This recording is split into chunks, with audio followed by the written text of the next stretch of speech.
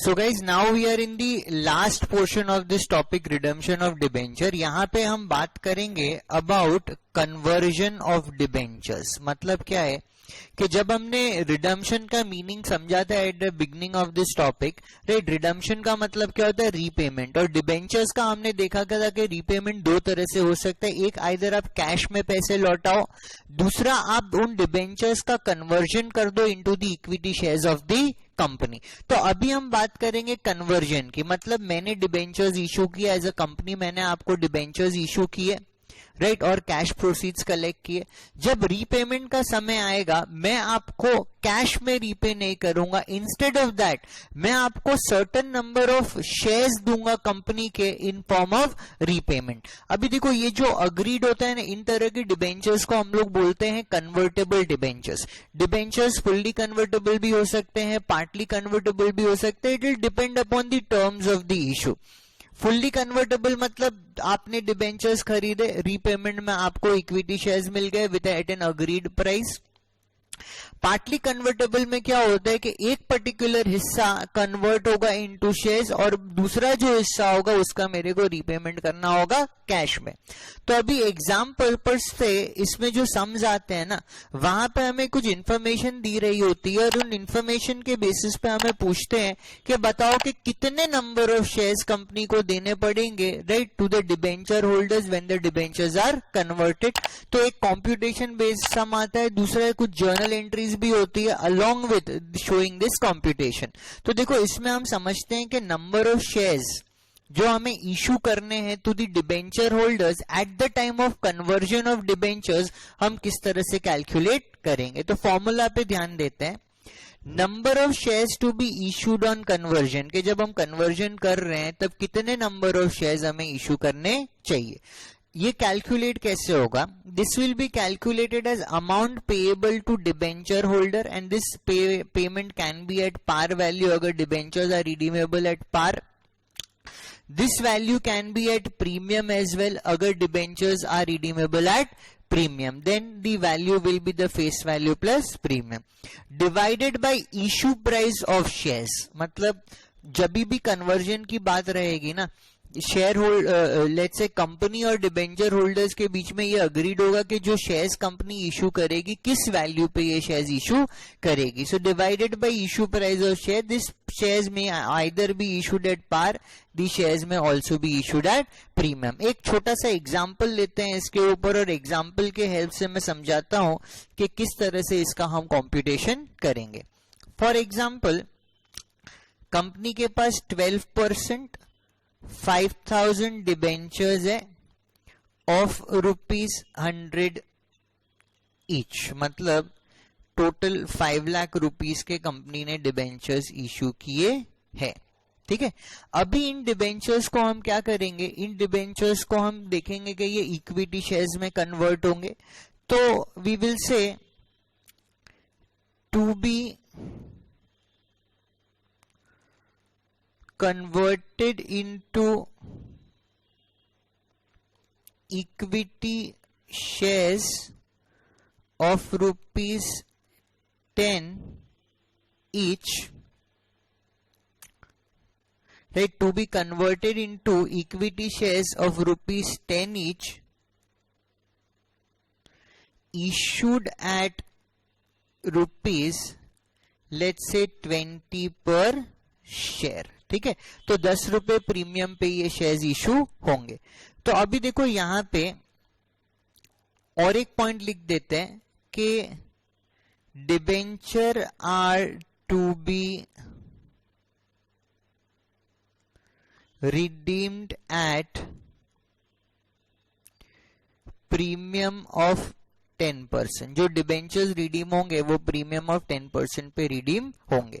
तो देखो इसका कैलकुलेशन कैसे करेंगे, we will say number of equity shares to be issued. ध्यान देना फॉर्मूला क्या बोलता है, amount payable to debenture holders. देखो हमें कितना अमाउंट इनको पे करना है, 5000 डिबेंचर्स है और रिडम्पशन पे इनको हमें पे करना है 110 per debenture, because each debenture is redeemable at a premium of 10%. तो this entire thing makes the amount payable to the debenture holder. अगर ये रिडीमेबल एट पार होता तो 5000 इंटू 100 करते, बट प्रीमियम है इसलिए 5000 into 110 divided by issue price of share. Issue price of share इस case में कितना है, ₹20 पर शेयर. 10 रुपए का फेस वैल्यू है, बट 10 रुपए के प्रीमियम पे ये शेयर इशू हो रहे हैं. So this becomes 5 lakh into 10%, 5,50,000 divided by 20. कितना आ रहा है, कंपनी को 27,500 शेयर्स इशू करने पड़ेंगे टू द डिबेंचर होल्डर्स. अभी देखो इसकी जर्नल एंट्री की भी बात कर लेते हैं, बिकॉज यहाँ पे हमने कंप्यूटेशन समझ लिया. हमें दो चीज निकालनी है, एक हमें डिबेंचर होल्डर्स को कितना देना है eight the time of conversion, और जो हम शेयर्स दे रहे हैं उसका इशू प्राइस क्या है. Amount payable divided by issue price करेंगे तो हमें पता चल जाएगा कि कितने नंबर ऑफ इक्विटी शेयर्स हमें इशू करने हैं. अभी देखो इसकी जर्नल एंट्री क्या बनेगी. इसकी जर्नल एंट्री बनेगी 12% डिबेंचर अकाउंट डेबिट, बिकॉज हमें डिबेंचर्स को कैंसिल करना है.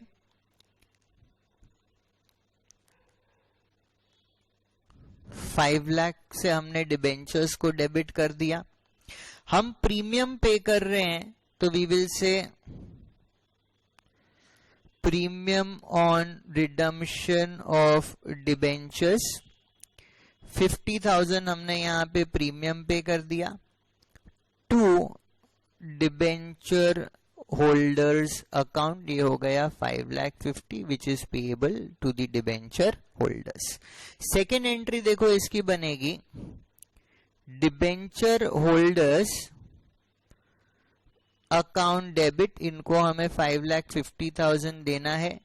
किस फॉर्म में दे रहे हैं, to equity share capital to securities premium. देखो ये कैसे अमाउंट बनेगा. 27,500 shares into 10 which is the face value, 27,500 into 10 which is the premium. तो this is 275 और यहां पे भी आ गया 275. Absolutely clear on this. तो ये हमने इस तरह से जर्नल एंट्री करनी है. आप चाहो तो एक एंट्री भी कर सकते हो, बिकॉज ये debenture debit debenture credit knock off हो जाएगा. तो 12% debenture premium on redemption of debenture to equity share capital to securities premium. और ये जो premium on redemption of debenture है वी ऑलरेडी नो के इसको हम क्लोज करेंगे by transfer to PL. Clear है. तो अभी इसके सम्स के कैटेगरी पे चलते हैं. ठीक है, let us come to sum number 10 जो हमारा कन्वर्जन ऑफ डिबेंचर्स के अंदर पहला सम हम करेंगे. A company had issued 20,000 13% convertible debentures of ₹100 each on 1st of April X1. तो 1st April X1 में कंपनी ने 13% convertible debentures issue किए थे. The debentures are due for redemption on 1st July X2. तो 1st July X2 को ये redeem होने हैं. The term of issue of debentures provided that they were redeemable at premium of 5%. तो देखो यहाँ पे 100 रुपए के जगह हमें रिडम्पशन के समय हमारे जो डिबेंचर होल्डर्स है उनको कितना देना है, 105, 100 rupees the face value and 5 rupees premium. And also conferred option to the debenture holders to convert 20% of their holding into equity shares. तो बोला कि जितना भी उनका डिबेंचर का होल्डिंग है, फॉर एग्जांपल मेरे पास 100 डिबेंचर्स है, तो मेरे पास ये ऑप्शन है कि 100 में से अगर मैं चाहूं तो 20 डिबेंचर्स को शेयर में कन्वर्ट करा लूं और 80 डिबेंचर्स का जो पैसा है वो मैं कैश में लूं. बट ये मेरे पास ऑप्शन है. अगर मेरे को शेयर्स नहीं चाहिए तो मैं पूरे अपने 100 डिबेंचर्स का कैश में रीपेमेंट करा सकता हूं. Their holding into equity shares nominal value 10 at a price of 15 per share. तो जो शेयर का इशू प्राइस है कितना है 15।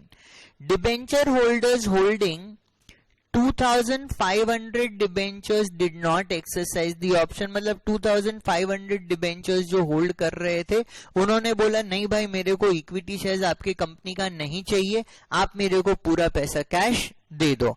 और बैलेंस मतलब 17,500 डिबेंचर्स के ऊपर कन्वर्जन ऑप्शन एक्सरसाइज हुआ, मतलब 17,500 शेयर्स ने ऑप्ट किया। मैक्सिमम वो कितना कन्वर्ट करा सकते हैं 20%, मतलब 17,500 का 20% डिबेंचर्स कन्वर्ट होगा और बैलेंस उनको भी कैश में पेमेंट होगा। Calculate the number of equity shares to be allotted to the debenture holders exercising the option to the maximum, मतलब सबने 20% अपना कन्वर्जन कराया। तो देखो बहुत सिंपल है, 20,000 डिबेंचर्स है उसमें से 2,500 हटा देते हैं तो 17,500 ने ऑप्शन लिया। मैक्सिमम कन्वर्जन कितना करा सकते हैं 20%, तो 17,500 इंटू 20% मतलब 3,500 डिबेंचर्स रिडीम होंगे by conversion into equity shares. और हम इसको किस तरह से करेंगे, 3,500 डिबेंचर्स कन्वर्ट होंगे, अमाउंट पेएबल कैसे निकलेगा 3,500 इंटू 105, राइट, तो हमें amount payable to the debenture holders मिल जाएगा, डिवाइडेड बाय 20 करेंगे विच इज डिवाइडेड बाय 15 करेंगे which is the issue price of the shares. तो चलो इसको डॉक्यूमेंट कर लेते हैं। This is our sum number 10। we will say computation of number of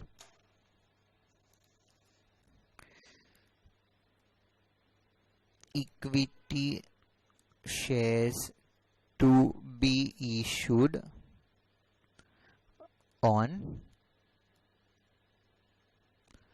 conversion। ठीक है, तो देखो हम इसको किस तरह से वर्कआउट करेंगे। We will say particulars, we will say number of debentures एक बार यहाँ पे, ठीक है। यहाँ पे हम लिखेंगे total number of debentures outstanding 20,000 less number of debentures for which conversion is not opted। तो यहाँ पे इन्होंने बोला कितना 2,500 डिबेंचर्स ना, 2,500 डिबेंचर्स। तो ये लेस करने के बाद हमारे पास आया 17,500। ये क्या है, नंबर ऑफ डिबेंचर्स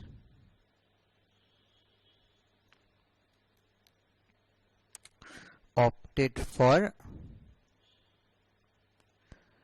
कन्वर्जन। ठीक है, फिर यहाँ पे देखो बोला है ना कि मैक्सिमम कन्वर्ट कितना करा सकते हैं 20%। सो कन्वर्जन ऑप्शन मतलब आपके पास जितने डिबेंचर्स है ना आप सारे इक्विटी शेयर्स में कन्वर्ट नहीं करा सकते। अगर किसी के पास 200 डिबेंचर है तो वो उसका 20% मतलब 40 डिबेंचर्स कन्वर्ट करा सकता है और 160 पे उसको कैश पेमेंट ही लेना होगा, right. So conversion option is 20%। So number of debentures to be converted to equity share, ये हमारा होगा 17,500 इंटू 20% मतलब 3,500 डिबेंचर्स। ठीक है, फिर हम लिखेंगे number of equity shares to be issued. ये कैसे बनेगा, amount payable to debenture holders divided by issue price of equity share. ठीक है ना। तो देखो अमाउंट पेएबल हम किस तरह से निकालेंगे, 3500 डिबेंचर्स पे राइट कंपनी को कितना देना है, 100 plus 5 which is 105 including the premium, divided by issue price of the share. तो इस सम में issue price of the share कितना बताया है, 15। ठीक है। तो 3500 इंटू 105, तो ये हमारा हो गया 367,500 divided by 15। So divided by 15 करेंगे, सो 24,500 शेयर्स राइट। तो इनको कन्वर्जन पे टोटल कितने नंबर ऑफ शेयर्स मिलेंगे, कन्वर्जन में इनको 24,500 इक्विटी शेयर्स मिलेंगे। ठीक है। The debenture holders will get 24,500 shares. अभी सम में हमारा काम हो गया, बस एक एडिशनल स्टेप आपको बता रहा हूं। क्या एडिशनल स्टेप बता रहा हूं कि देखो टोटल डिबेंचर हमारे कितने थे, टोटल डिबेंचर थे 20,000 लेस कन्वर्टेड कितने हुए, 3500 को हमने कन्वर्ट किया उसमें से राइट, 3500 को हमने कन्वर्ट किया, तो 16,500 जो यहां पे बचेगा राइट डिबेंचर्स, इनको हमें pay in cash right, we need to pay them in cash. Absolutely clear about this. हमारा आंसर तो यहीं तक था, we needed to calculate number of equity shares to be issued. हमने देखा कितने डिबेंचर्स कन्वर्ट होंगे into the price payable to the debenture holder, हो गया amount payable to the debenture holder divided by the issue price of shares. Clear है ये बात। चलो अभी नेक्स्ट आगे बढ़ते हैं, सम नंबर 11 पे चलते हैं। Libra limited recently made a public issue in respect of which the following information is available। ठीक है। तो लिब्रा लिमिटेड ने एक पब्लिक इशू किया राइट। कौन सी कंपनी पब्लिक इशू करती है, जो कंपनी पब्लिक इशू करती है उनको हम क्या बोलेंगे, लिस्टेड। क्या बोलेंगे, लिस्टेड। लिस्टेड कंपनी के लिए ये चीज ध्यान रखना, क्या इनको डीआरआर बनाना पड़ता है, answer is no, they are not suppose to make the DRR.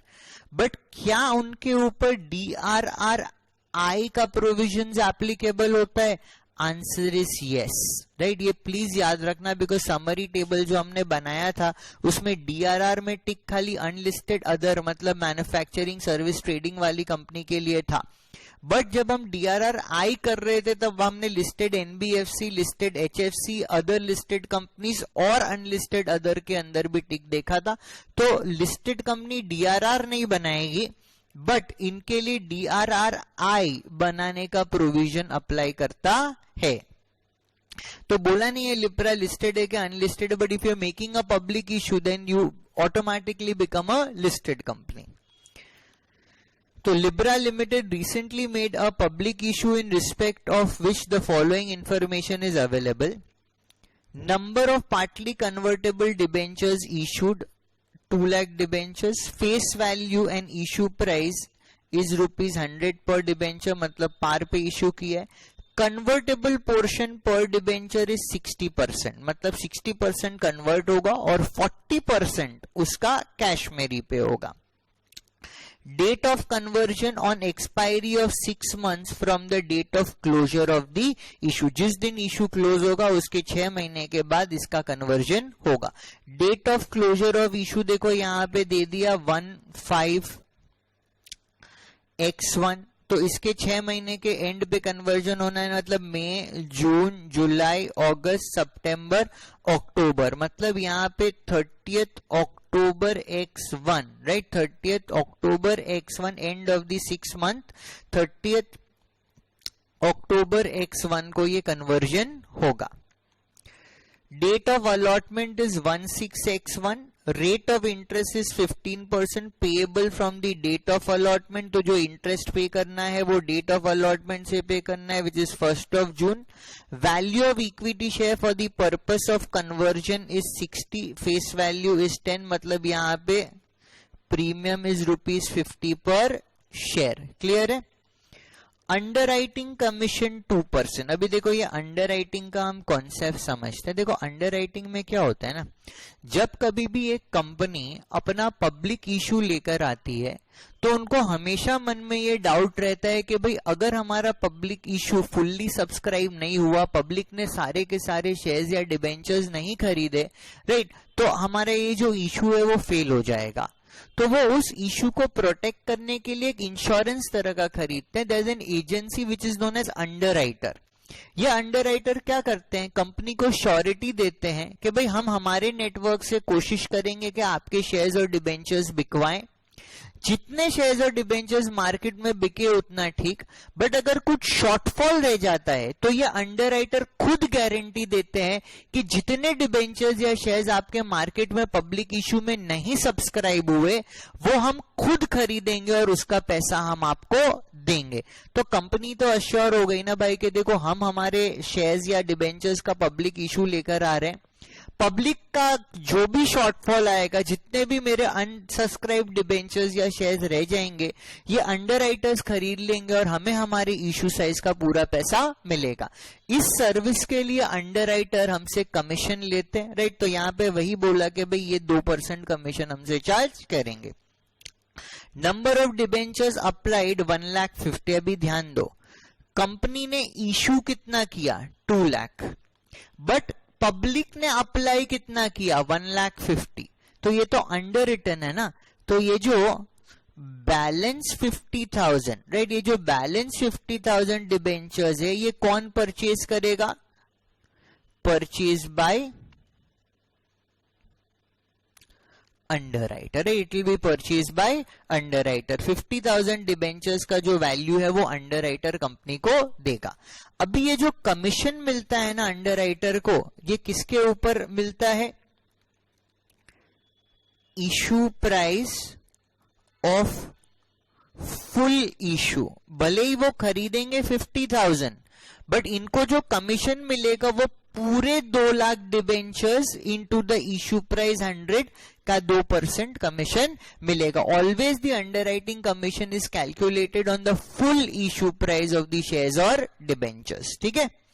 Interest is payable half yearly on 30th September and 31st March। हमें करना क्या है, write relevant journal entries for all transaction arising out of above during the year ended 31st March X2 including cash and bank entries। तो journal entry करनी है, तो एक बार conceptualise कर लेते हैं कि क्या क्या एंट्री करनी होगी। देखो यहाँ पे कंपनी डिबेंचर्स इशू कर रही है तो डिबेंचर के इशू की एंट्री होगी। इशू की 2 पार्ट में एंट्री होगी, एक जो पब्लिक से 1,50,000 पे मेरे को सब्सक्रिप्शन मिला, दूसरा 50,000 जो अंडरराइटर सब्सक्राइब करेंगे उसके ऊपर अंडरराइटिंग कमीशन जो पे करेंगे उसकी एंट्री पास होगी।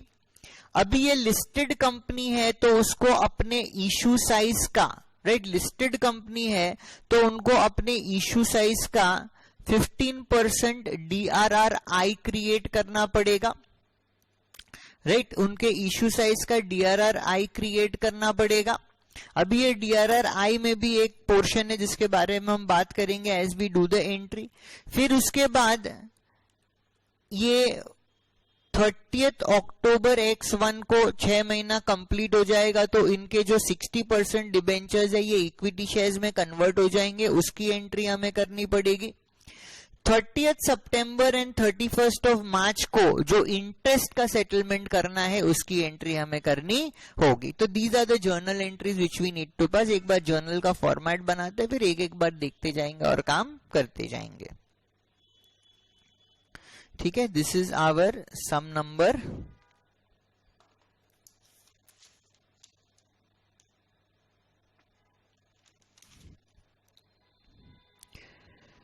11।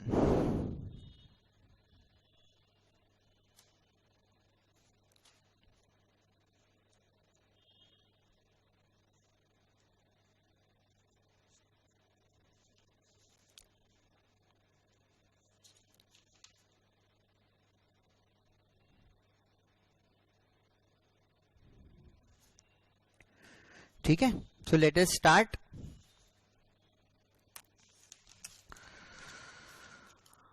We will say in the books of, यार प्लीज ये ध्यान रखना कि इस सम में हमने DRR नहीं बनाया है, बट फिर भी हमने DRI क्रिएट किया है, बिकॉज लिस्टेड कंपनी के लिए भी ये मैंडेटरी है कि वो DRI क्रिएट करें.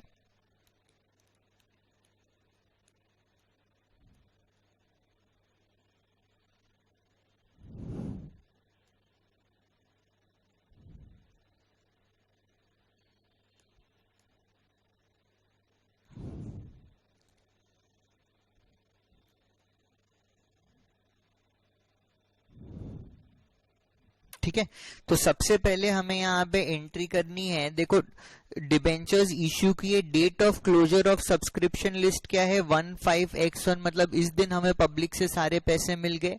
तो we'll say 15x1 bank account debit to debenture application account. और देखो यहाँ पे हमें कितना पैसा मिलेगा, 1,50,000 डिबेंचर्स है और issue price is 100 per debenture ना. तो यहाँ पे हमें 1,50,00,000 का अमाउंट मिलेगा फ्रॉम दी पब्लिक. ठीक है, फिर इसके बाद 1/6 एक महीने के बाद इन्होंने ये डिबेंचर्स का अलॉटमेंट कर दिया. तो वील से 16x1, ध्यान देना इस एंट्री में हम कैसे करते हैं, डिबेंचर एप्लीकेशन को डेबिट करेंगे और परसेंटेज डिबेंचर को क्रेडिट करेंगे. बट ये एंट्री ध्यान दो, we will say debenture application account debit. ठीक है, डिबेंचर एप्लीकेशन वी नो 1,50,00,000 से हमें इसको डेबिट करना है. अभी ये एक एंट्री साथ में इसकी करनी पड़ेगी, ध्यान रखना. देखो जो 50,000 का शॉर्टेज है उसका भी तो अभी हम अलॉटमेंट करेंगे ना, बिकॉज ये शेयर्स हमारे अंडरराइटर्स को टेकअप करने होंगे. क्लियर है ना. तो वी विल से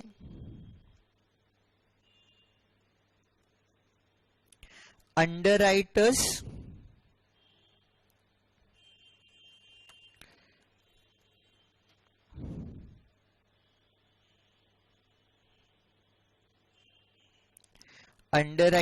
अकाउंट डेबिट. अभी देखो अंडरराइटर्स से कितना हमें मिलना है, 50,000 डिबेंचर्स के ऊपर हमें 100 रुपया पर डिबेंचर. तो ये हमने रिसीवेबल एक क्रिएट कर लिया. क्या कर लिया, एक हमने रिसीवेबल क्रिएट कर लिया कि भाई अंडरराइटर से हमें इतने पैसे मिलने बाकी है.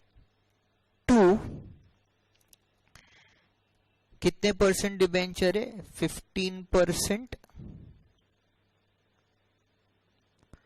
Debenture account. और ये 2 करोड़ का जो मेरा पूरा इश्यू साइज है, 2 लाख डिबेंचर्स ऑफ ₹100 ईच, ये डिबेंचर्स मैंने ड्यू कर लिए. क्लियर है. अभी देखो अंडरराइटर्स के साथ है ना हमारा 2 अरेंजमेंट है. There are 2 arrangements which are there with the underwriter. एक, हमें उनसे पैसा लेना है to the extent of shortfall in the debentures which have been subscribe by the public. दूसरा, हमें उनको पैसा देना है in form of underwriting commission. तो हम क्या करते हैं ना, दोनों एंट्री करके नेट कैश में सेटलमेंट करेंगे. समझाता हूं कैसे. 16x1, देखो हमारे लिए underwriting commission is an expense. तो we'll say underwriting commission account debit to underwriting commission account debit to underwriters account. Right, हम इसकी जो कमीशन ड्यू है, राइट, उसका हम पेएबल क्रिएट कर रहे हैं. शेयर्स के लिए हमने रिसीवेबल, सॉरी डिबेंचर्स के लिए रिसीवेबल क्रिएट किया और जो कमीशन पे करनी है उसके लिए payable 2 lakh debentures into 100 per debenture into 2% is their commission. So basically 2 crore का 2% मतलब 4 lakh rupees is the commission which is payable to the underwriters.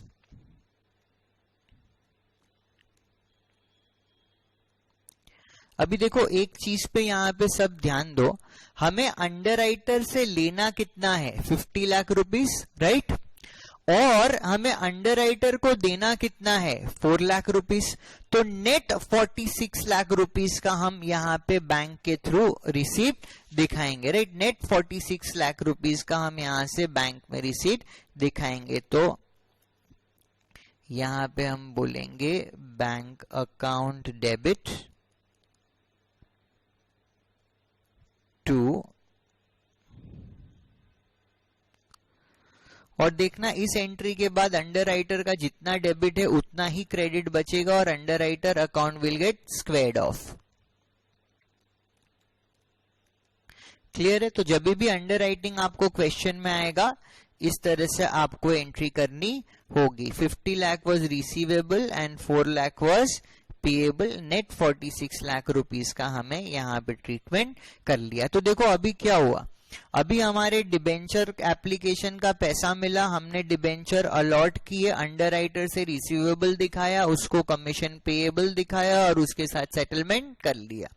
अभी बहुत ही इंपॉर्टेंट एंट्री, हमने ये ऑलरेडी समझ के रखा है कि जिस भी सम में डीआरआर या डीआरआई होगा, राइट, उस सम में अलॉटमेंट के वक्त ही हम डीआरआर और डीआरआई की एंट्री कर लेंगे. तो यहां पे ये एंट्री हम करेंगे DRR investment account debit to bank account. देखो इस चीज में एक बहुत इंपॉर्टेंट है चीज कि देखो हमारे जो टोटल डिबेंचर्स है, listen to this very carefully, हमारे जो टोटल डिबेंचर्स है वो 2 करोड़ के हैं, बट 2 करोड़ में से 60% तो इक्विटी शेयर में कन्वर्ट हो जाएगा ना. तो उसके लिए तो मेरे को कोई कैश रिसोर्सेज नहीं चाहिए पे करने के लिए, और ये तो अभी सामने जाके ही लेट्स से अलॉटमेंट के 6 महीने के अंदर ही ये कन्वर्जन हो जाना है. तो जो मेरे को सेफगार्ड क्रिएट करना है फॉर रीपेमेंट ऑफ डिबेंचर्स, वो किस पर्टिकुलर पोर्शन के लिए करना है, that is to be created for the 40% portion which is to be repaid in cash in future. तो यहां पे जब हम कंप्यूटेशन करेंगे ना इसका, वील से 2 करोड़ इंटू 40% इंटू 15% जो हमें इन्वेस्टमेंट करनी है.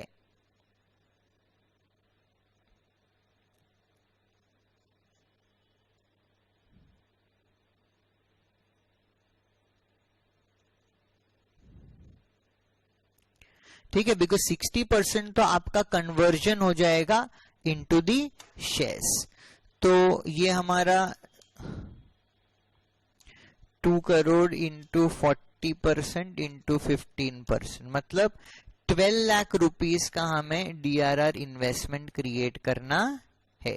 क्लियर है. ये एंट्री प्लीज मिस मत करना, और ये जो कॉन्सेप्ट है ये प्लीज याद रखना, बिकॉज अभी कन्वर्जन के लिए हमें कोई सेफगार्ड की जरूरत नहीं है. ठीक है, जो कैश में फ्यूचर में जाएगा उसी के लिए हमें डीआरआर आई क्रिएट करना है. तो देखो ये इशू रिलेटेड सारी एंट्री हम कर चुके. अभी देखो नेक्स्ट जो सीक्वेंस ऑफ एंट्री है, एक तो है 30 अक्टूबर को जब हमें कन्वर्जन करना है, बट उसके पहले 30 सितंबर को हमें इंटरेस्ट पे करना पड़ेगा इन डिबेंचर्स के ऊपर, right. So we will say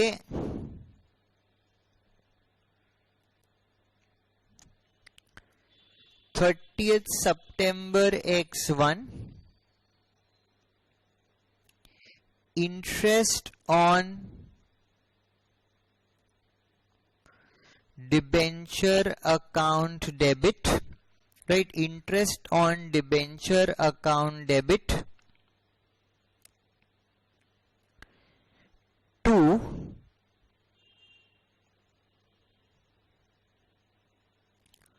debenture holder account, right, interest on debenture account debit to debenture holder account.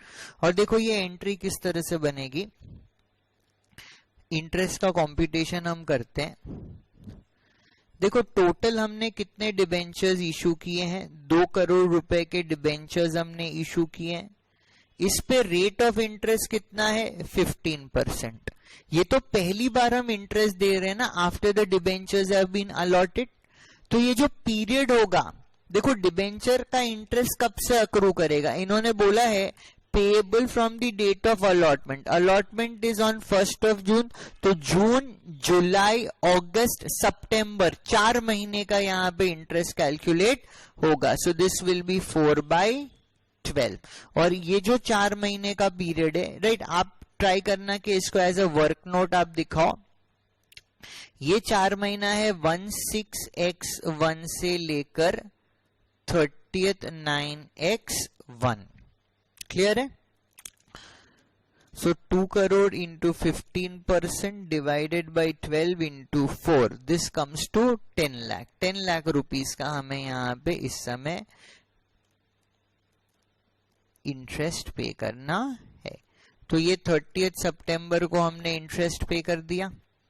इसके बाद देखो क्या बोला है कि 60% डिबेंचर्स कन्वर्ट हो जाएंगे, राइट, 60% डिबेंचर्स कन्वर्ट हो जाएंगे into the equity shares of the company. और ये कन्वर्ट कब होंगे, देखो यहाँ पे बोला है on expiry of 6 months from the closure of the issue.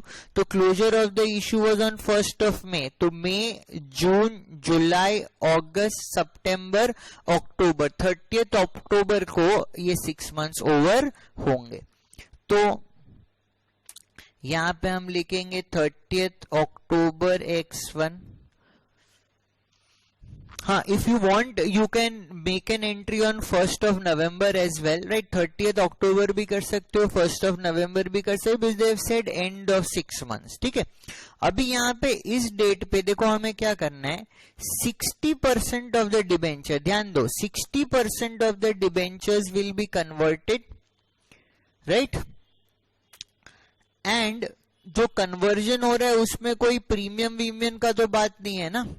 कन्वर्टेब 60%, date of conversion इतना बोला, फिर बोला कि भाई जो कन्वर्जन होगा उसके लिए जो इक्विटी शेयर्स इशू होंगे वो 60 रुपीस के प्राइस पे इशू होंगे। अगर कन्वर्टेड एट प्रीमियम बोलता तो हम इसमें प्रीमियम भी जोड़ लेते। तो देखो यहाँ पे अगेन आप लोग इसको बनाओगे एज वर्क नोट। हाँ, after the sum you will make this as a work note, but मैं यहाँ पे ही बना रहा हूं, बट आपको जर्नल की स्पेस खत्म होने के बाद, जर्नल खत्म होने के बाद एज वर्क नोट ये सारी चीजें दिखानी है। तो देखो यहाँ पे number of equity shares to be issued कैसे निकालते हैं, amount payable to debenture holder divided by issue price of equity share, right, divided by issue price of equity share. तो यहां पे इसको वर्कआउट करते हैं। अमाउंट कितना पेएबल है, देखो हमारे टोटल कितने डिबेंचर्स है, 2 लाख डिबेंचर्स है, उसमें से कन्वर्ट कितना होगा 60%, और जो कन्वर्जन हो रहा है वो पार वैल्यू पे हो रहा है विच इज 100। तो ये हो गया amount payable to the debenture holder. हम शेयर कितने पे इशू कर रहे हैं, 60 रुपीस पे शेयर इशू कर रहे हैं, राइट, एट प्रीमियम ऑफ 50। तो 2 lakh into 60% into 100, this is the amount payable, divided by 60 is the issue price पर शेयर।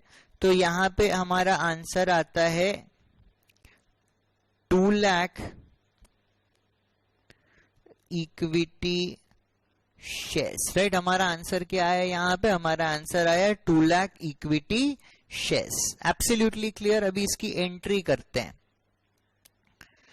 देखो एंट्री क्या होगी, डिबेंचर अकाउंट को डेबिट करेंगे, सो वील से 15%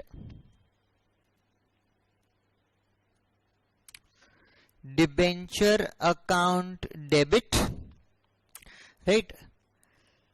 अभी कितने डिबेंचर हमने कन्वर्ट किए?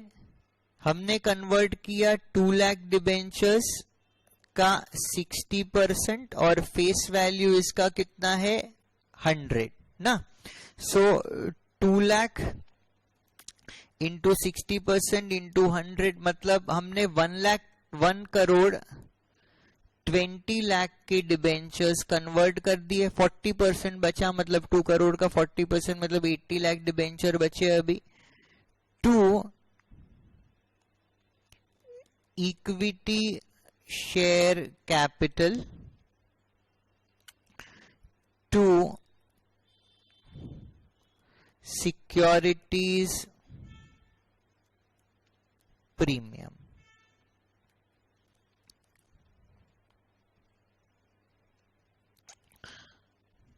ठीक है, तो यहां पे देखो हमने कितने शेयर्स इशू करने हैं। हमने इशू करने हैं 2 लाख इक्विटी शेयर्स और इनका फेस वैल्यू कितना है 10 और इसमें प्रीमियम कितना है 2 lakh shares into 50 rupees is the premium, because issue price कितना है हमारा, इशू प्राइस इज 60 मतलब 50 इज द प्रीमियम। तो 2 लाख इंटू 10 अगर हम करेंगे तो यहां पे हमारा आंसर आएगा 20 लाख और 2 लाख इंटू 50 करेंगे तो यहां पे प्रीमियम आ जाएगा 1 करोड़। Absolutely clear. तो देखो ये हमने हमारे डिबेंचर कैंसल करके उनको इक्विटी शेयर्स में कन्वर्ट कर दिया। क्लियर है। अभी इसके बाद देखो हमारा क्या काम बचा है। इसके बाद हमें 31 मार्च को इंटरेस्ट देना है, राइट। इसके बाद हमें 31 मार्च को इंटरेस्ट देना है, तो उस इंटरेस्ट का कंप्यूटेशन का हम एंट्री करेंगे, राइट। बाकी सारा काम हो गया, तो वी विल से 31 मार्च x2 है ना, 31 March x2 because your ending will be March. We will say interest on debenture account debit to debenture holders account. एक काम करते हैं, आई am giving you people 2 minutes time, आप लोग फटाफट इसका अमाउंट कैलकुलेट करके एक बार मेरे को बताओ। इजी है ना यार, सारे फैक्ट्स आपके पास है, आपको रेट ऑफ इंटरेस्ट पता है। Quickly tell me the answer, right. I am giving you 2 minutes.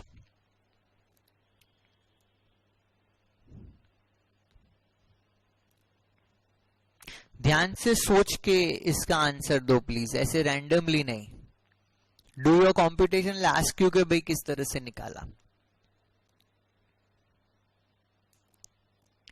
Right. I think most of you would have done it, calculator पे ही करने का चीज है।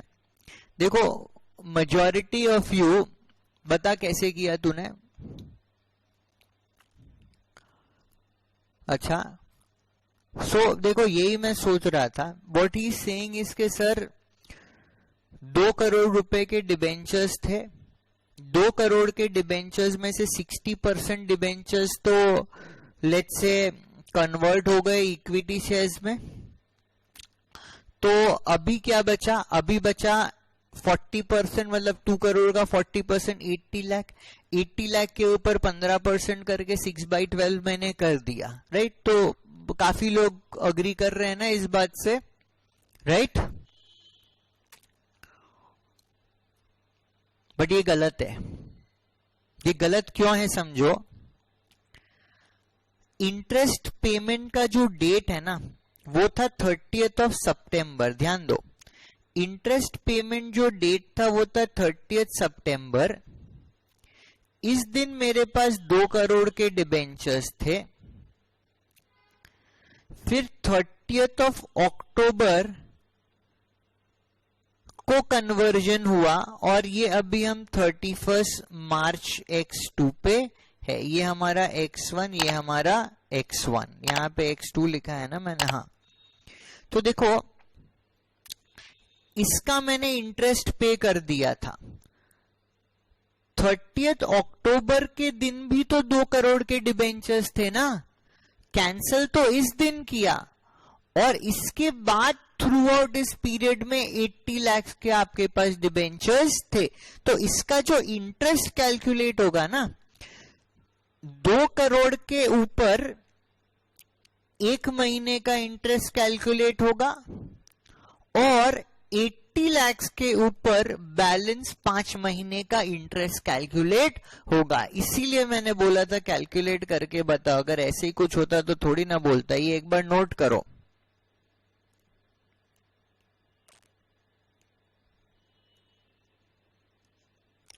ठीक है, 30 सितंबर x1 को जिस दिन हमने इंटरेस्ट पे किया 2 करोड़ के डिबेंचर्स थे। 30 अक्टूबर x1 तक भी 2 करोड़ के डिबेंचर्स थे। फिर 31 मार्च x2, इस पर्टिकुलर पीरियड में हमारे पास 80 लाख के डिबेंचर थे। तो जो मेरा इंटरेस्ट बनेगा वो 2 करोड़ पे 15% इंटू 1/12 बनेगा। ये 1 क्या है, this is the month of October, and 80 lakh के ऊपर 15% इंटू 5/12 बनेगा।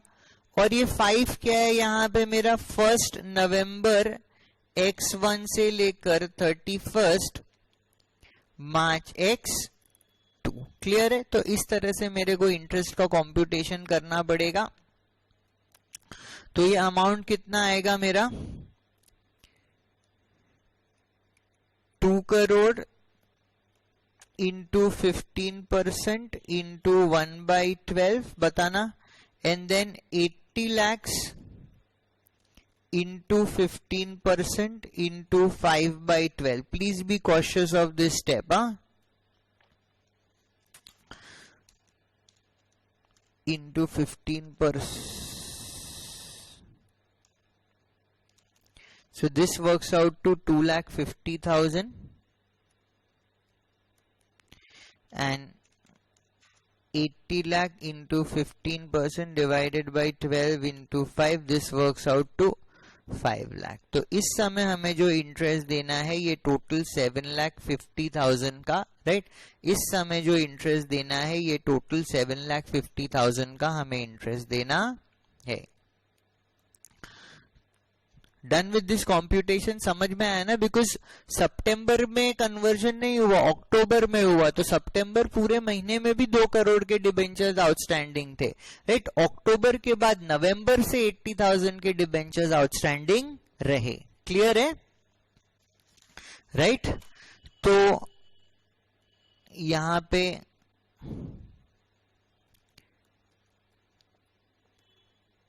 $7,50,000 अब इस इंटरेस्ट का पेमेंट कराते हैं 31 March x2,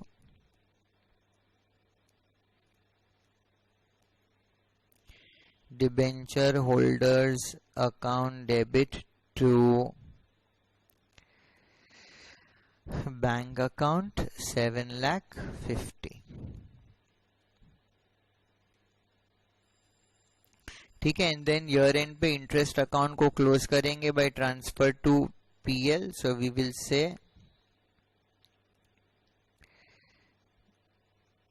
profit and loss account debit to interest on debenture account. और देखो ये इंटरेस्ट ऑन डिबेंचर में 7,50,000 ये, और जो हम लोगों ने सितंबर में डिबेंचर इंटरेस्ट पे किया था, राइट, इसकी पेमेंट की entry I think we have missed. ये एंट्री यहां पे कर दो प्लीज, 30/9/x1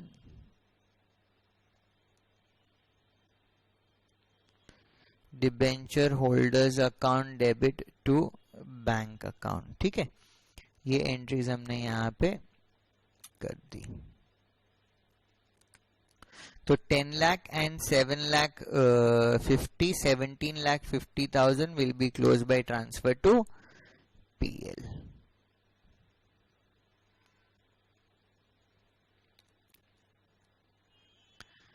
ठीक है, एब्सोल्युटली क्लियर। तो by this we are done with this question as well. अभी लास्ट क्वेश्चन बचा है हमारा इसमें, let us quickly go through it and complete it. Question number 12. The summarized balance sheet of Convertible Limited, which is an unlisted company, मतलब DRR और DRRI दोनों apply करेगा, other than this and this etc. as on 30th June X1। ठीक है, इनका equity share capital है 5 lakh shares of 10 each, general reserve है PL है, डिबेंचर रिडेम्पशन रिजर्व इन्होंने 10 लाख का बना के रखा है, 13% convertible debentures, 1 lakh debentures of 100 each। तो इनके 1 करोड़ के डिबेंचर्स है, 1 करोड़ का 10% DRR उन्होंने क्रिएट करके रखा है, अच्छे लोग है। ठीक है, फिर other loans, current liabilities and provisions, fix asset बताया है, DRR इन्वेस्टमेंट्स भी क्रिएट किया, ये भी बहुत अच्छी बात है। 1 करोड़ का 15% मतलब 15 लाख पे इन्होंने इन्वेस्टमेंट्स भी क्रिएट करके रखी है। फिर cash and bank balance and other current assets, debentures are due for redemption on 1st of July X1। तो 30th जून की बैलेंस शीट है, next day absolutely next day 1st July को redemption करना है।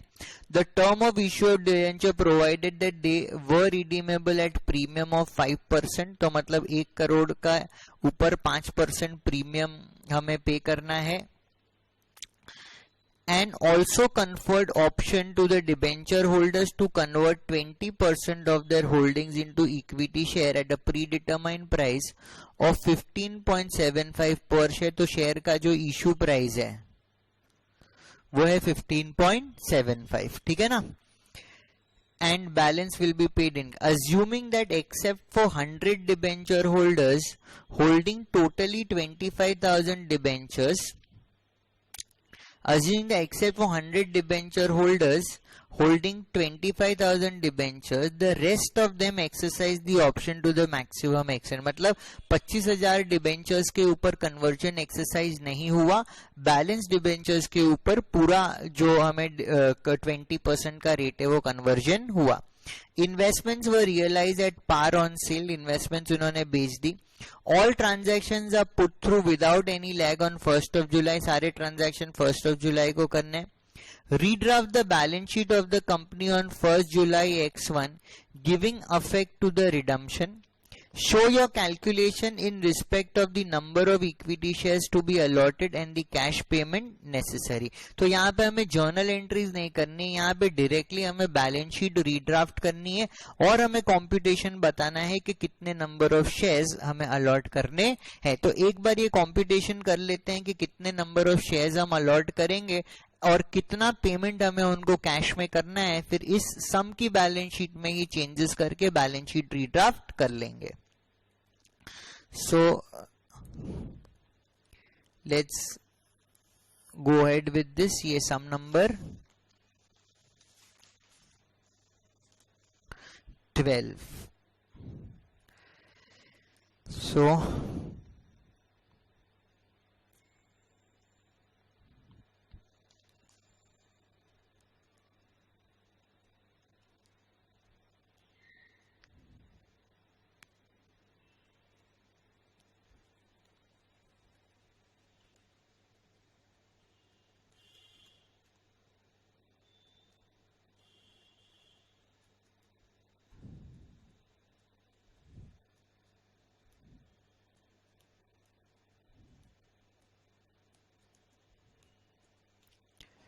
ठीक है, तो कैश पेमेंट कितना करना है और कितने शेयर्स इशू करने हैं, ये जो हमने पहले सम किया था उसी तरह से हम इसको करेंगे। सो वील से total number of debentures outstanding, total number of debentures outstanding कितना है 1 लाख, फिर लिखेंगे less number of debentures for which conversion is not opted, तो 25,000 डिबेंचर्स बोला ना, 25,000 डिबेंचर्स पे कन्वर्जन ऑप्ट नहीं किया, is the number of debentures opting for conversion. Conversion option क्या आप पूरा कन्वर्ट करा सकते हो? नहीं, तो कन्वर्जन ऑप्शन कितना है 20%, therefore number of debentures to be converted to equity shares, तो यह हमारा बन जाएगा 75,000 डिबेंचर्स इंटू 20%, तो ये 75 का 20% मतलब हो जाएगा 15,000 debentures, right? 15,000 debentures will be converted into equity shares. Then we'll say number of equity shares to be issued. ठीक है, तो ये हम करेंगे amount payable to debenture holders divided by issue price of equity share. ठीक है, तो देखो amount payable to debenture holders कैसे निकलेगा, 15,000 डिबेंचर्स इनटू, देखो इनको रिडीम किस वैल्यू पे करना है, एट अ प्रीमियम ऑफ 5% ना, तो दिस विल बी 100 प्लस 5, 105 पे इनको रिडीम करना है. इशू प्राइस ऑफ शेयर्स कितना बोला, 15.75 is the issue price of share, right. तो इसको वर्कआउट करते हैं हम, 15,000 इंटू 105 आ गया 15,75,000 डिवाइडेड बाई 15.75 डिवाइडेड बाई 15.75 मतलब आ गया 1 lakh equity shares, right. 1 lakh equity shares issue होंगे to the debenture holders, right, who have opted for conversion option of their 15,000 shares. अभी देखो amount to be paid in cash,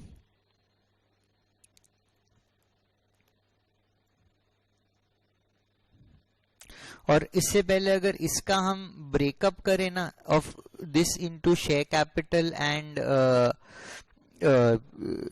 the securities premium portion, तो equity share capital portion देखो इसमें कितना होगा, हम 1 lakh shares issue करेंगे into 10 is the face value, तो 10 lakh rupees will be the share capital portion. Securities premium की अगर बात करें तो 1 लाख इक्विटी शेयर्स है इंटू 5.75 ना, तो 5,75,000 will be the amount of securities premium जो हमारे बैलेंस शीट में, राइट, जिस तरह से इसका इंपैक्ट आएगा. फिर हम बोलेंगे अमाउंट पेएबल इन कैश. ठीक है, तो देखो यहां पे हम लिखेंगे total number of debentures outstanding right. Total number of debentures outstanding ये कितना था, 1 लाख था, less debentures converted into equity shares. तो ये हमने देखा कि 15,000 आया था ना, हाँ 15,000 डिबेंचर्स वर कन्वर्टेड इनटू इक्विटी शेयर्स। तो 85,000 debentures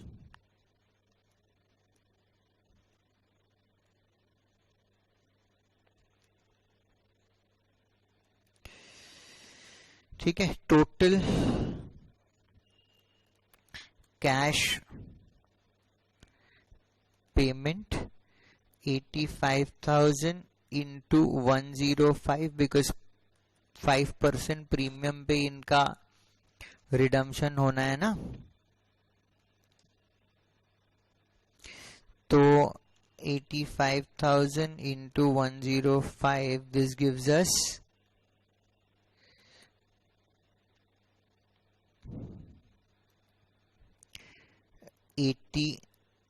89,25,000 89,25,000 needs to be paid in cash। तो ये पूरा हमने कंप्यूट कर लिया कि भाई 1 लाख इक्विटी शेयर्स करेंगे which will be 10 lakh of share equity share capital and 5,75,000 of securities premium and 89,25,000 जो है वो हम इसको कैश में रीपे करेंगे, राइट। तो ये पूरा यहाँ पे हमने कर लिया। अभी चलते हैं बैलेंस शीट में और देखते हैं कि किस तरह से आइटम्स चेंज होगी in the balance sheet. Everybody clear about this computations, right ना। चलो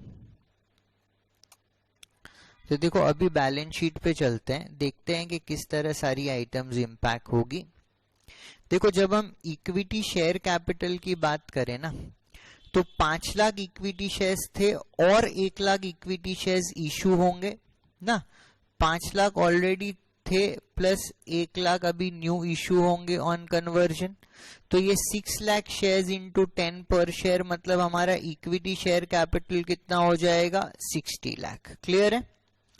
जनरल रिजर्व में अगर हम जनरल रिजर्व की यहां पे बात करते हैं तो देखो क्या होता है, हमें पता है ना कि ये जो DRR है, once the debentures are redeemed, this DRR will be converted into GR ना। तो ऑलरेडी 90 लाख का यहाँ पे GR का बैलेंस है और यहाँ पे जो 10 लाख का DRR है, राइट, ये क्या है मेरा DRR, ये DRR भी ऐड हो जाएगा। तो 90 प्लस 10 कितना हो जाएगा, 1 करोड़ का यहाँ पे जनरल रिजर्व क्रिएट हो जाएगा। बिकॉज जैसे ही डिबेंचर्स रिडीम होंगे, राइट, जैसे ही डिबेंचर्स रिडीम होंगे the DRR will be converted into GR। PL की बात करें ना, तो PL में देखो अभी 10 लाख रुपीस का बैलेंस है। जो premium on redemption of debenture होगा वो हमारे PL के साथ एडजस्ट होगा। तो देखो हमने टोटल 1 लाख डिबेंचर्स को रिडीम किया है एंड प्रीमियम इज 5 पर डिबेंचर।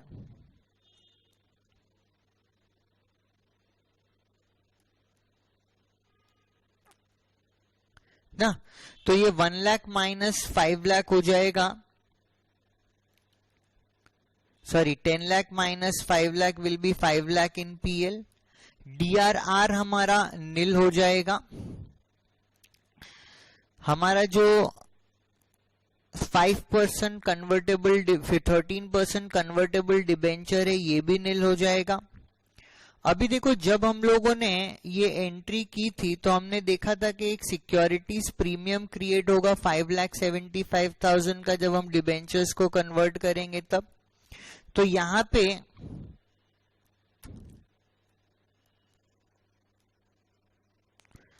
सिक्योरिटीज प्रीमियम 575 का आ जाएगा और ये जो डिबेंचर्स है ये नील हो जाएंगे, सॉरी डिबेंचर रिडेम्पशन रिजर्व नील हो जाएगा बिकॉज ये ट्रांसफर हो जाएगा।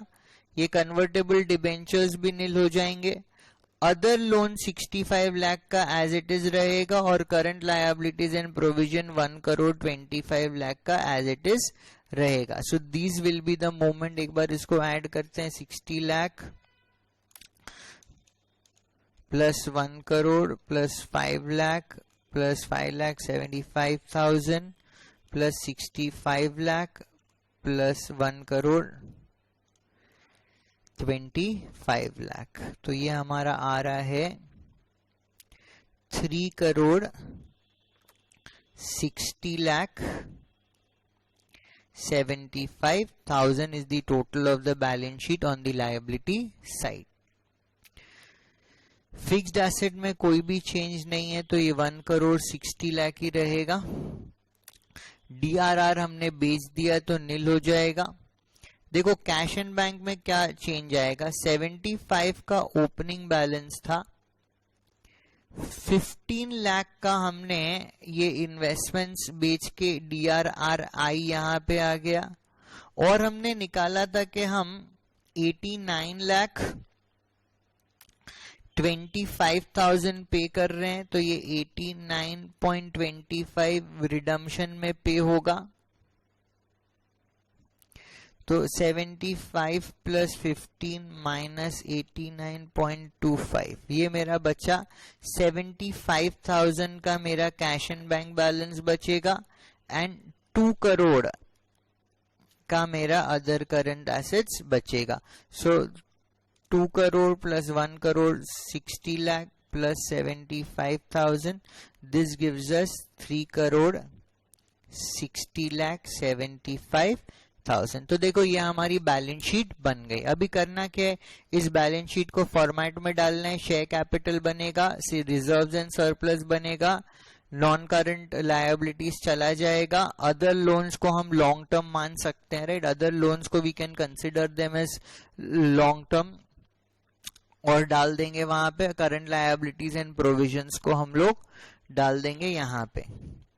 फिर फिक्स्ड एसेट पीपीई में चला जाएगा, इन्वेस्टमेंट्स नील हो जाएगा, cash and cash equivalent and other current assets की यहाँ पे बात आ जाएगी. ठीक है ना.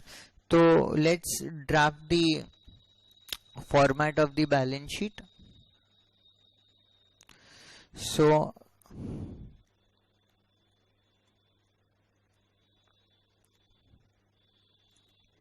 convertible limited balance sheet as at 1st July X1 particulars note amount. ठीक है, फटाफट फॉर्मेट बनाते हैं. यहाँ पे 1 equity and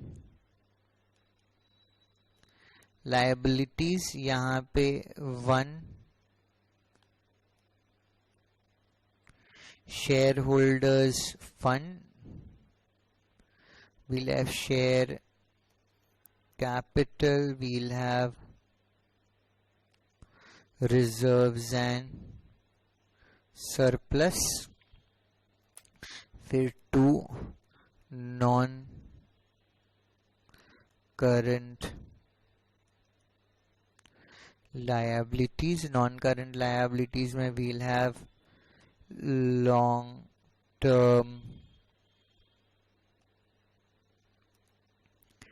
borrowings and then we'll have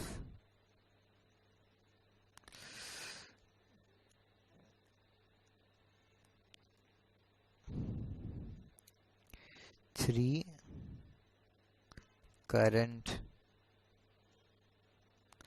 liabilities. यहाँ पे करंट लायबिलिटीज में हमें एक साथ दिया गया है current liabilities and short term provisions. तो वील से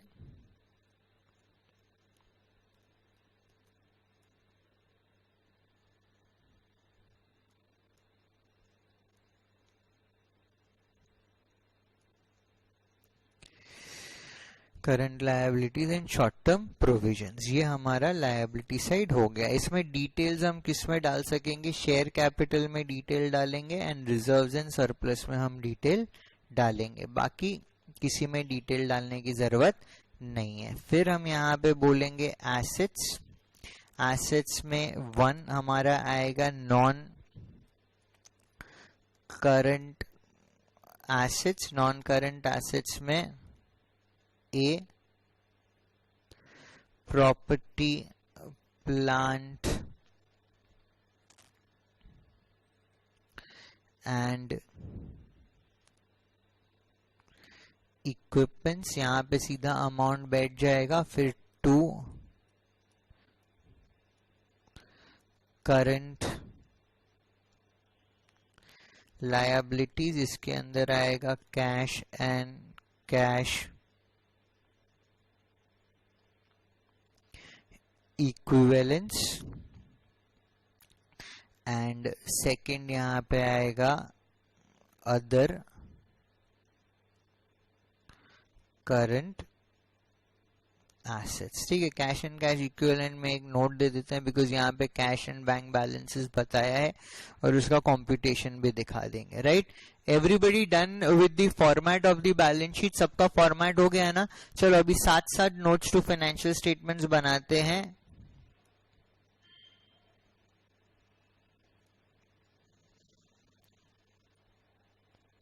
ठीक है, नोट 1 हमारा बनेगा शेयर कैपिटल। शेयर कैपिटल के अंदर व्हील से issued, subscribed and fully paid up.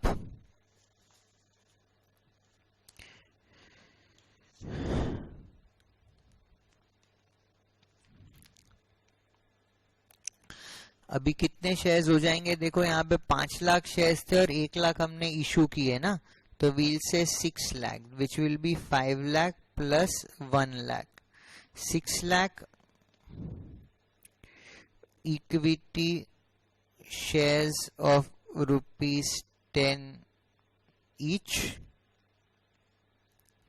तो ये 60 लाख आ गया। अच्छा, इसमें क्या सारे शेयर्स कैश कंसिडरेशन पे गए हैं? नहीं, 1 लाख शेयर्स ऐसे हैं जो नॉन कैश कंसिडरेशन पे इशू हुए हैं which have been converted right for redemption of debentures. तो we'll say out of the above 1 lakh equity shares have been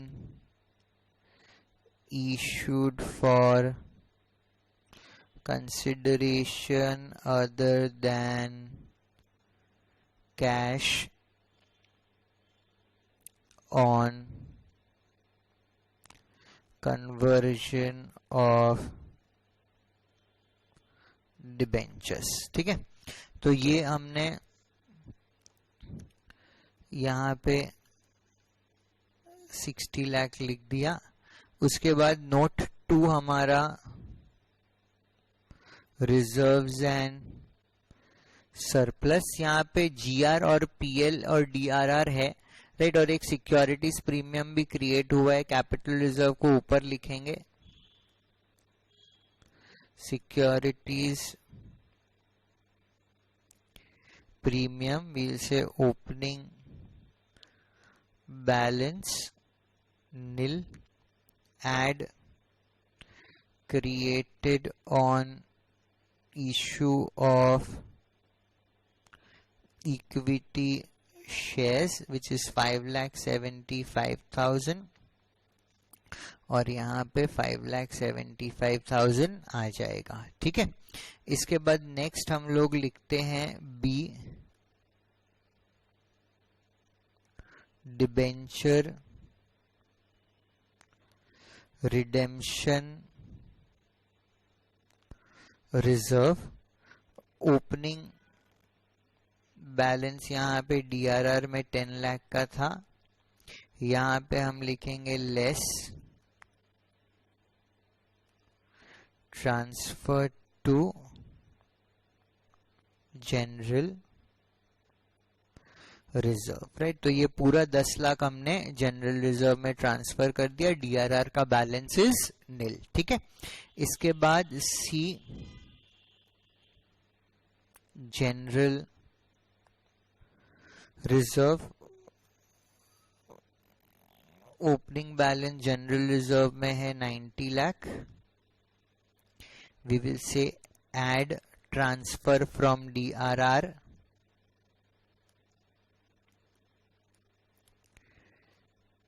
transfer कितना किया हमने डीआरआर से, 10 लाख रुपीस ट्रांसफर कर दिया, और इसका जो बैलेंस है ये 1 करोड़ रुपया हो गया है, ठीक है। And then finally D, surplus, that is balance in statement of profit and loss, ठीक है। दिस इज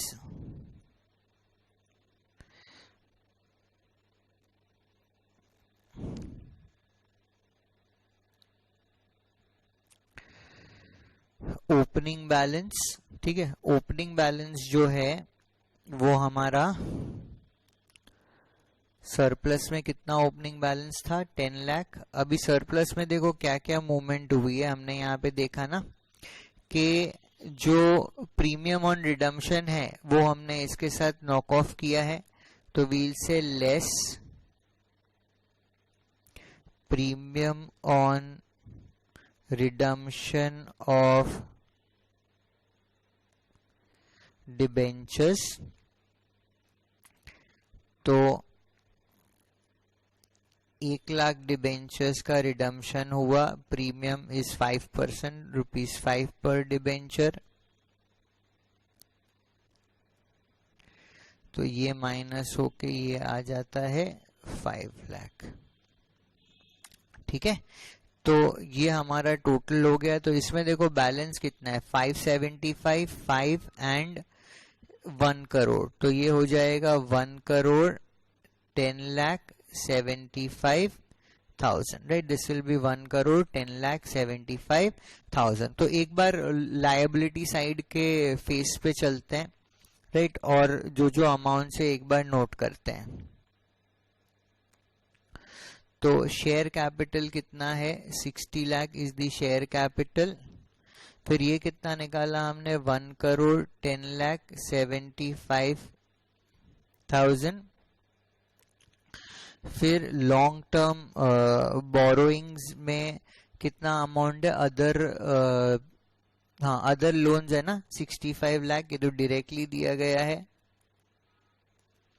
यहाँ पे चाहो तो ब्रैकेट में लिख दो अदर लोन्स, और current liabilities and short term provisions is 1 crore 25 lakh.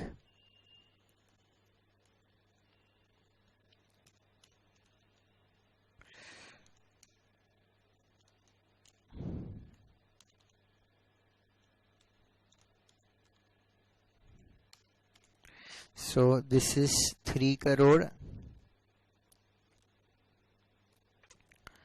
60,75,000। Clear है एकदम, right.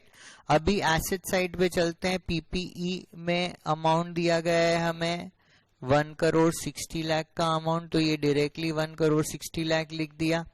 Cash and cash equivalent एक बार नोट में दिखा देते हैं। अदर करंट एसेट्स का अमाउंट कितना दिया गया है, 2 करोड़, और जो हमारी डीआरआर इन्वेस्टमेंट थी वो तो रिडीम हो गई, तो अभी उसका कोई भी क्लोजिंग बैलेंस नहीं आएगा, मूवमेंट भी दिखाने की जरूरत नहीं है। सो नोट 3 पे चलते हैं। We will say cash and cash equivalents, we will say cash and bank balances, right, cash and bank balances. इसका हमने कंप्यूटेशन दिखाया था कि 75 लाख का बैलेंस था ये हमारा ओपनिंग बैलेंस शीट में। हमने 15 लाख रुपीस का DRRI बेचा, माइनस कितना आया था ये 89 लाख। एक बार ऊपर जो वर्क नोट हमने किया था ना वो देख के बताओ तो जल्दी से। 89,25,000 ना, 89,25,000 का हमारा है रिडम्पशन ऑफ डिबेंचर्स। ठीक है, तो ये करके आई थिंक 75,000 हमारा आंसर आया था of cash and cash equivalent. ये हो गया 75,000। इसको भी जाके face of the balance sheet में लिख देते हैं, राइट। ये 75,000 को भी जाके face of the balance sheet में लिख देते हैं। सो यहाँ पे दिस इज 75,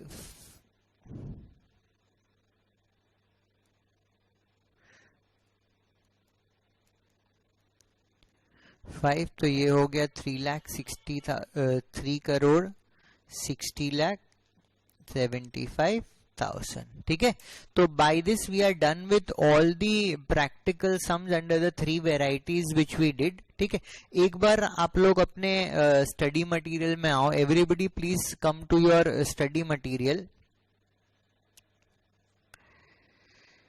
ठीक है, देखो यहाँ पे ये सम नंबर 12 तक तो हमने सारे सम कर लिए। अभी ये पास्ट ईयर क्वेश्चंस पे हम लोग चलते हैं। Past year questions, revision test papers and MTP हमने सारे कवर करके रखे हैं यहाँ पे।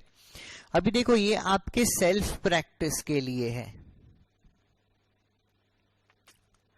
इसमें कोई भी सेल्फ प्रैक्टिस मतलब I am not leaving anything. इसमें कोई भी ऐसा सम नहीं है जिसको हमने हमारे क्लास में प्रैक्टिकल सम्स में कवर नहीं किया है। इसका मैं आपको नंबर भी नोट करा देता हूं। जैसे ये सम नंबर 1 है ना, ये आया, ये आरटीपी में कवर्ड था इसलिए मैंने यहां पे लिया है। This is absolutely same as our sum number 11। Sum number 11 जो लिब्रा लिमिटेड वाला हमने किया था वो सेम है एब्सोल्युटली। ये जो सम है this is same as sum number 8 जो हमने किया।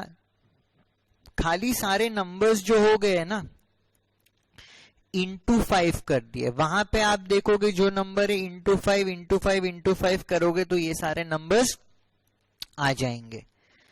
ये जो दो सम्स है these are same as sum number 10 जो हम लोगों ने कंप्यूटेशन किया था ना, कितने शेयर्स हमने इशू करने।